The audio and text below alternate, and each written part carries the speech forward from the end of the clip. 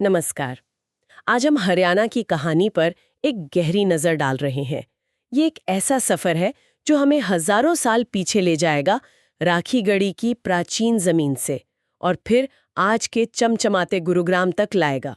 हाँ बिल्कुल। हमारे पास जो जानकारी है वो दिखाती है कि कैसे एक पूरी सभ्यता पनपी, कैसे समृद्धि आई, कैसे परंपराओं ने, आप कह सकते हैं, प्रगति के साथ कदम मिलाए।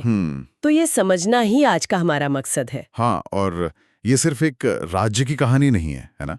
ये तो उस धरती की कहानी है जो भारत के बिल्कुल दिल में है, जहाँ एक तरफ तो सिंधु सरस्वती सभ्यता की गहरी जड़ें मिलती हैं, वहीं दूसरी तरफ आज विकास की नई धाराएं बह रही हैं। ये कॉन्ट्रास्ट ही इसे खास बनाता है। बिल्कुल। तो चलिए इस दिलचस्प कहानी को परत दर परत खोलते हैं। देखते हैं कि राखीगढ़ी से गुरुग्राम तक के इस लंबे सफर में हरियाणा की मिट्टी ने आखिर कौन-कौन से रंग देखे हैं।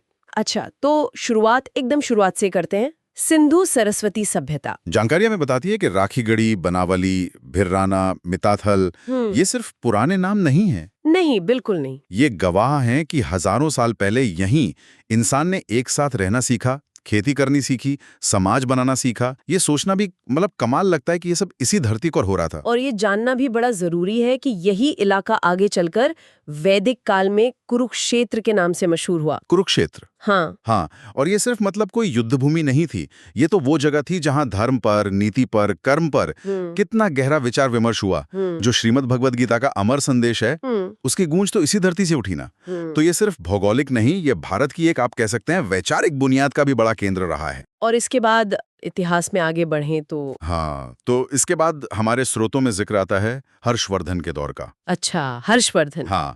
थानेसर, जो आज कुरुक्षेत्र का ही हिस्सा है, वो उस समय उत्तर भारत की राजधानी बना था। ज्ञान का, संस्कृति का एक बहुत बड़ा केंद्र। इसीलिए शायद इसे हरियाणा के इतिहास का एक सुनहरा पन्ना भी कहते हैं। एक स्वर्ण युग जैसा। बिल्कुल।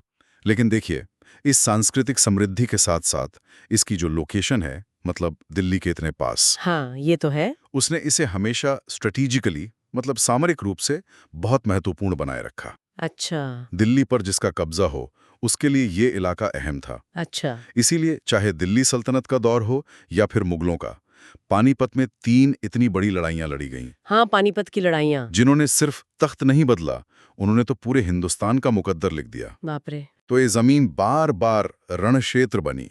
पर लगता है यहाँ के लोगों की हिम्मत शायद इसी आग में तप के और मजबूत होती गई। ये संघर्ष की कहानी तो फिर आगे भी चलती रही होगी अंग्रेजों के समय में। हाँ बिल्कुल। ये लकीर अंग्रेजी हुकूमत के दौरान भी खींची रही। आप 1857 के संग्राम को ही देख लीजिए।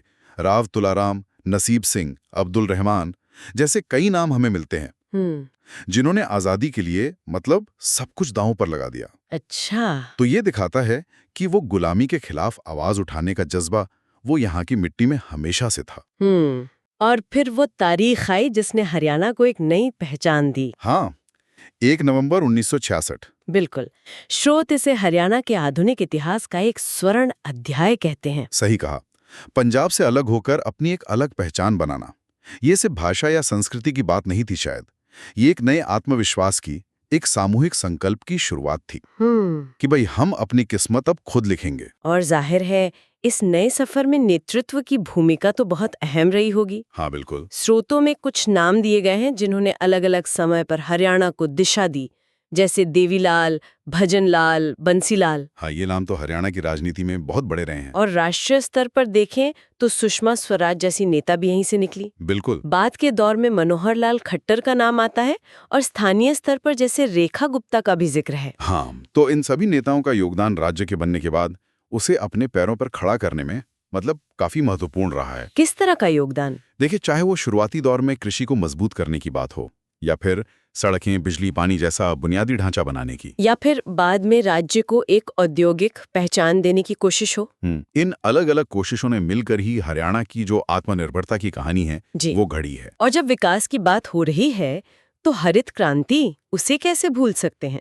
अरे बिल्कुल नहीं। स्रोत बताते हैं कि उस मुश्किल दौर में जब देश में अनाज की कमी थी, हरियाणा ने देश का पेट भरने में, अन्न भंडार भरने में बहुत बड़ा योगदान दिया।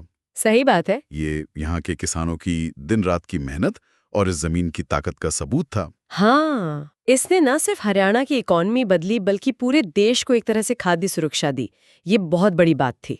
लेकिन जो बात मुझे बड़ी दिलचस्प लग रही है वो ये कि कैसे एक राज्य जो अपनी पहचान कृषि से बना रहा था, उसने इतनी तेजी से मॉडर्निटी को, आधुनिकता को भी अपना लिया। हाँ, यही तो खास बात है। ये सिर्फ खेतों तक ही नहीं रुका।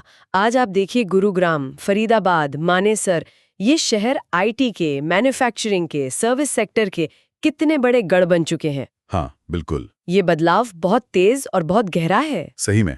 तो ये पूरी यात्रा, जैसा कि स्रोत कहते हैं, राखी गढ़ी की मिट्टी से गुरुग्राम की ऊंचाइयों तक। ये जो कॉन्ट्रास्ट है ये बड़ा शानदार है। एक तरफ वो हजारों साल पुरानी सभ्यता के निशान और दूसरी तरफ एकदम भविष्य के भारत की झलक। हाँ, जैसे अतीत और भविष्य एक ही धागे में पिरो दिए गए हों। बिल्कुल। लेकिन हरियाणा की कहानी सिर्फ इतिहास, लड़ाइयाँ और इन ऊंची इमारतों की ही तो नहीं है। नहीं, बिल्कुल नहीं। इसकी असली रूह तो मुझे लगता है यहाँ की संस्कृति में बसती है, यहाँ के लोगों के जीने के अंदाज में। सही कहा। स्रोतों में यहाँ की बोली की मिठास का, उसके अपनेपन का जिक्र है, सांग और रागनी का जिक्र है। हाँ, सांग रागनी तो आज भी हरियाणा की जान है। गांव में, शहरों में लोगों की जिंदगी का हिस्सा है। सही। ये सिर्फ लोक कला नहीं है, ये शायद उनकी भावनाएं कहने का तरीका है। बिल्कुल। और इसमें आप घूमर के रंग जोड़ दीजिए, तीज के त्योहार की रौनक जोड़िए। तीज। और वो लोकगीत जिन्हें रोज की जिंदगी, रिश्ते, मेहनत, इन सब की बातें होती हैं। कितनी मिठास होती है उनमें। हाँ। और इन सब में मुझे लगता है एक बड़ा मजबूत संदेश छिपा है कि भाई मेहनत ही पूजा है। अच्छा। और अपनी परंपरा पर गर्व करो, ये फलसफा है एक तरह का।